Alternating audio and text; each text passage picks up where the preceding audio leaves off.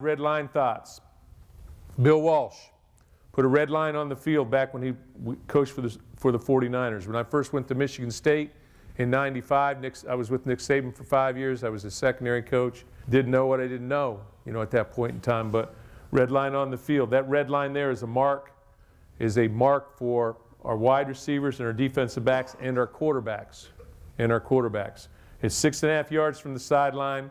It basically tells you that this wide receiver, if he runs a fade, if he gets on top of the defensive back, so in other words, if this is the defensive back in front of me here, I'm running this way, let's say we're on the red line.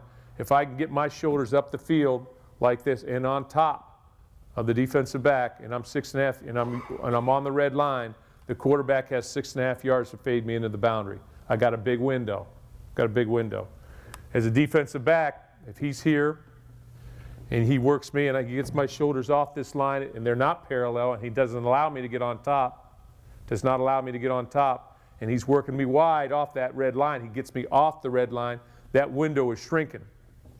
That window shrinks, okay? So for the quarterback, the wide receiver, the defensive corner, that red line is a point of emphasis for us in every single practice that we have, if you're in one-on-one, if you're in pass scale, if you're in team. Work them off the red line, get on top of the red line, those type of things, okay? Dimensions of the field.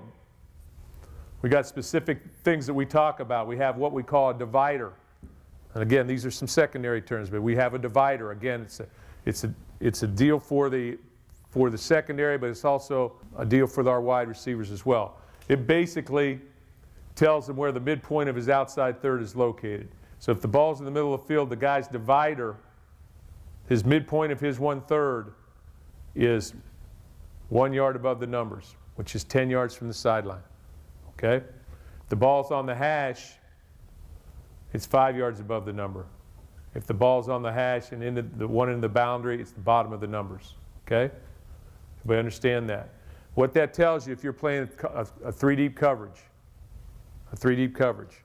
that you want to squeeze the guy based on divider. So if I'm running up the field here as a wide receiver and I work him outside, my alignment is 1 by 8 outside. Let's say I'm supposed to line up outside of him. Okay? The line on the divider, so I'm 1 by 8 outside. Ball's in the middle of the field. Okay? But if this wide receiver starts working up outside of the divider, my alignment, my body position on that guy should be to his inside, not his outside. Same thing if he lines up outside here. Let's say he lined up wide down here. I should align inside. Well, if he pushes me down inside the divider, then I should begin to move outside on his outside shoulder.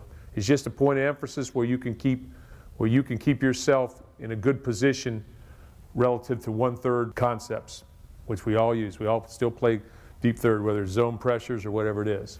Okay, so we have what we call a divider.